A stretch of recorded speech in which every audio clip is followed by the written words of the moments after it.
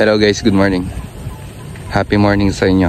Nandito tayo ngayon sa Barangay Balite.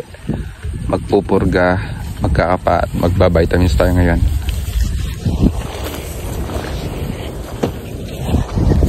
Ayan guys, ganito yung usual na nangyayari sa amin or ginagawa namin kapag may fall. Wala tayong pinipiling daan. Ayan.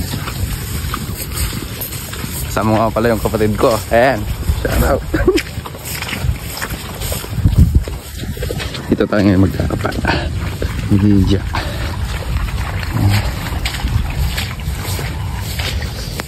Ayan. Baha. Pinabaha na ang Pampanga.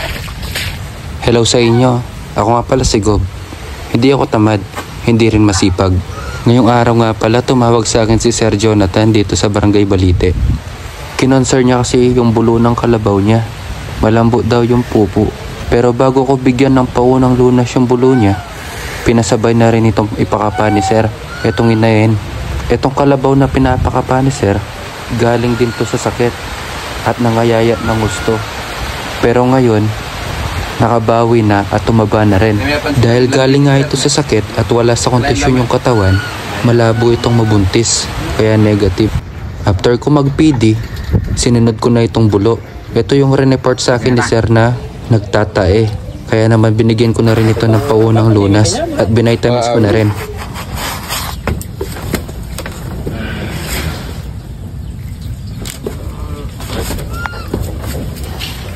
After ko nga mag-vitamins at magkapa doon sa kabilang site, pupuntahan naman namin yung isang kalabaw ni Sir.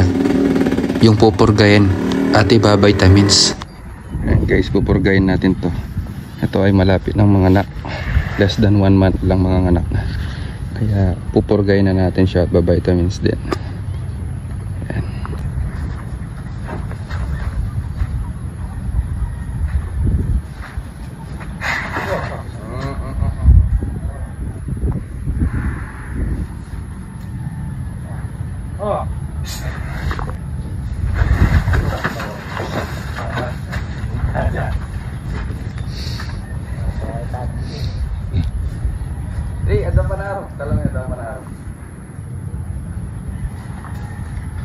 Hindi pala sanay sa purga itong kalabaw ni Sir, kaya naman nagwawala. Hindi siya katulad ng mga iba kong sineservisan na kahit na wala sa ipitan, napupurga ko ng maayos. Pero ito, kakaiba. Nagwawala at nagpupumiglas.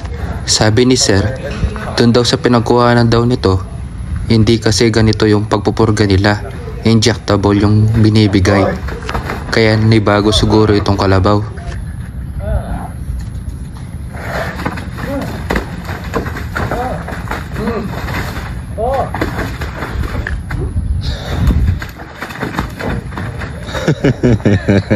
After ng ilang minuto, hindi rin namin naayos. Kaya naman nagdesisyon na rin kami na iipit dito sa puno para hindi na rin kami mahirapan at para less stress na rin sa hayop. At dito, napurga na nga namin ito ng maayos.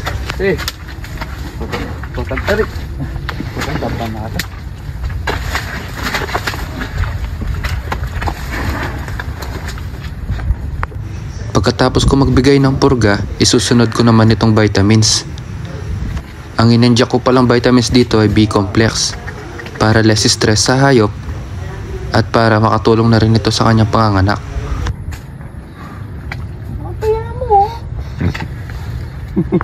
At pagkatapos ko nga mag-build kay Sir Jonathan, pinuntahan ko na rin itong baka ni Sir na gusto nilang pakapa kung buntis o hindi.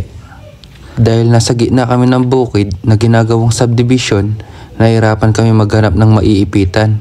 Buti na lang, meron silang tanim ditong saging at pwedeng gawing ipitan. Medyo delikado kasi ang baka kapag kinakapa. Basta-basta na lang kasi itong naninipa. Kaya naman kapag kumakapa kami ng baka, laging nakaipit at laging may baral sa likod. O kaya tali para hindi makasipa. At natapos ko na rin palang ipid itong baka at negative yung result. At pagkatapos nga namin sa Barangay Balite, pumunta naman kami dito sa Barangay Kandating. May tumawag kasi sa akin dito at gustong ipa-AI yung kalabaw niya. Pagdating namin dito, nadaanan namin itong lubog na bukid, mga lumubog na pananim. Dahil sa lakas ng ulan at walang tigil. Kapag may dumarating na malakas na bagyo at malakas na pagulan, lagi talaga dito lumulubog. Umaapaw kasi ang Pampanga River. Kaya yung overflow napupunta sa mga pananim. Kaya kitang kita sa video, mataas na yung tubig sa mga tanim nilang mais.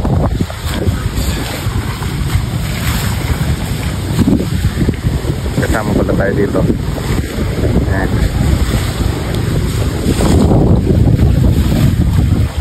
Ayan guys, malinis na siya. Lakas na rin dito.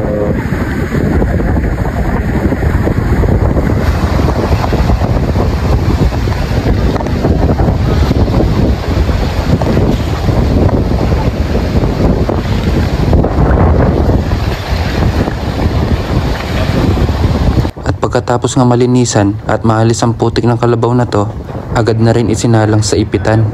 At para ma-AI, habang nagkakandak, nagpe-perform ako dito ng artificial insemination, biglang bumagsak naman ng malakas na ulan at umahangin ng malakas. Mabuti na lang, yung nilagay na ipitan ni Sir ay nasa ilalim ng puno, kaya hindi kami ganong nababasa ng ulan.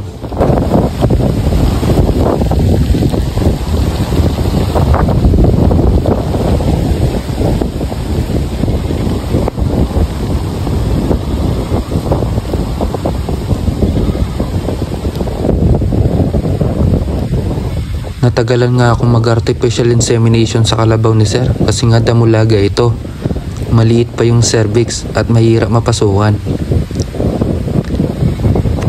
Pero kahit na ganun, hindi ko pa rin ito sinukuhan at sinaga ko ito para mapasukan hanggang dulo o sa body of uterus. Mas mataas kasi yung chance na mabuntis kapag napasukan mo ito hanggang BU. Sa mga nagtatanong kung ilang beses naglalandi ang kalabaw at baka sa loob ng isang buwan, ay isang beses lang. Yung average estrus cycle ng kalabaw at ng baka ay 18 to 21 days.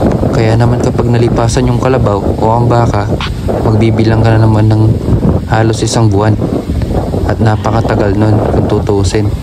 Kaya naman, kapag nag-AI ako, lagi kong sinisigurado at sinasabi ko rin sa owner o sa may-ari ng kalabaw kung ito'y lipas na at hindi na naglalandi para hindi na sila ganong mag-expect, at i-monitor yung susunod na paglalandi para hindi masayang yung panahon na lumilipas.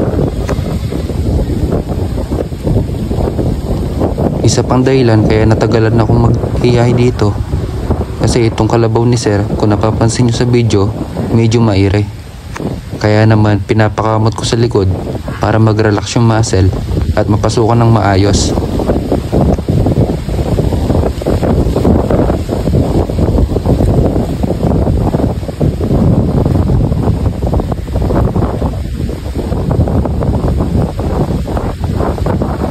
Pagkatapos ng ilang minutong pagtsatsaga sa pag-AI, at yun, napasukan ko na nga hanggang BU itong kalabaw na damulaga ni boss, at magbibilang ulit siya ng ilang araw para i-monitor kung maglalandi ulit itong kalabaw ni Sir. Pagkatapos ko nga mag-perform ng artificial insemination, isinunod ko naman kapain itong kalabaw ni Sir. Nagulat ako nang malaman kung ako rin pala nag-artificial nito. Ang kwento ng kalabaw na to, share ko lang, haha. Pinartificial ko tong kalabaw na to nung nasa San Agustin Norte pa at pagmamay-ari ni Sir Al Salak. Kaya naman napunta kay boss dahil nakipag-swap ito ng kalabaw na mag-ina. Nung nasa San Agustin Norte pa ito, hindi ko ito nakapa. Pero sabi nila nabuntis daw kasi nagiba yung katawan at tumaba. At dahil nandito na rin ako sa kandating, sinubukan ko na rin itong kapain para malaman kung buntis o hindi. Kaya after malinisan at mapaliguan, agad na rin isinalang ito ni Sir sa ipitan.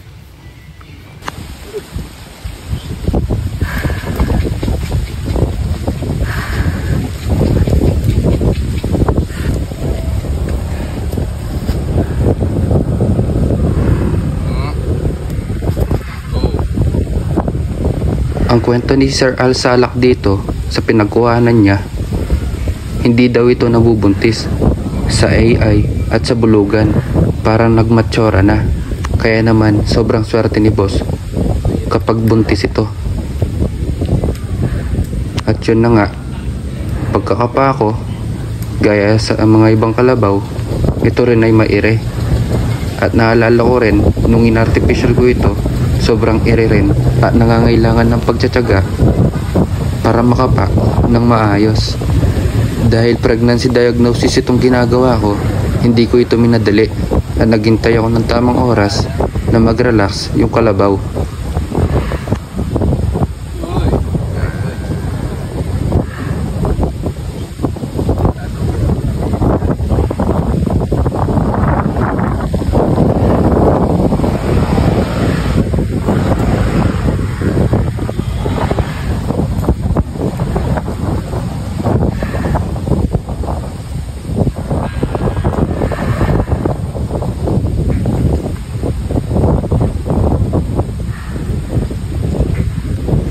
After mag-relax, nakapa ko na rin ito ng maayos at tuloy-tuloy.